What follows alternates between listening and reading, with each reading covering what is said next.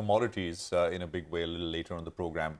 The big macro story from Friday, right? I mean, Friday was all about data, both global and local. In local data, the government expects GDP growth to slow to 7% in FY23. Lata is here with a quick editor's take on how we should interpret and look at this data point. Lata is here. Lata, good morning. Good morning. Actually, it's the National Statistical Organization, quite distinct from the government, saying that the GDP will grow at 7% this year. Not a very surprising number. CNBC variant poll was 6.9. Most people are standing at between 6.8 and 6.9. But only in this advanced estimate of the current year GDP, mind you, it's an estimate, okay? It's not a forecast. The NSO knows what it is doing. It knows in 9 months of data and it's extrapolating very different from forecasts. They point out the nominal GDP is 15.4% higher this year.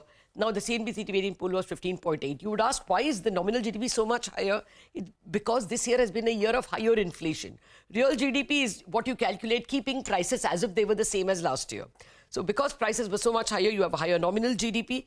Among the internals, they have assumed a lower consumption growth. Lower to the extent that they're expecting it to contract from year-ago levels. Most economists expect a serious slowdown from year-ago levels, but not a contraction.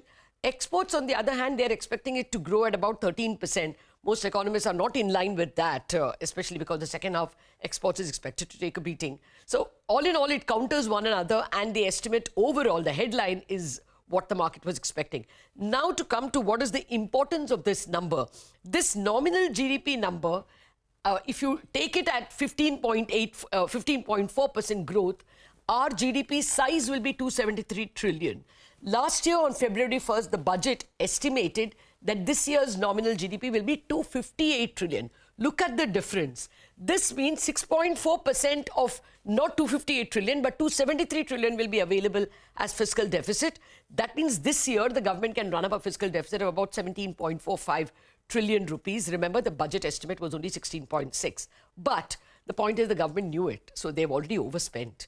Now, the other important reason for this number is, based on this number, the budget will estimate the FY24 nominal GDP. So technically, the budget-making exercise started on Friday.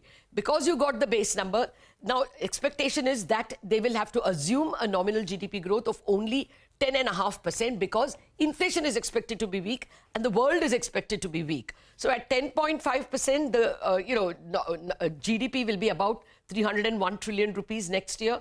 The expectation is that they will have to bring the fiscal deficit below 6%. So again, the fiscal deficit will have to be 17.5 trillion. A bit of a constraint that the same fiscal deficit number will have to continue this year as well.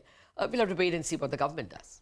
All right, Lata, thanks a lot for that. So that's an update on the macro situation. But let's get back to the micros now. Take a quick break. Siddharth Khemka of Motilal Oswal Financial Services will be joining in to give us some fundamental stock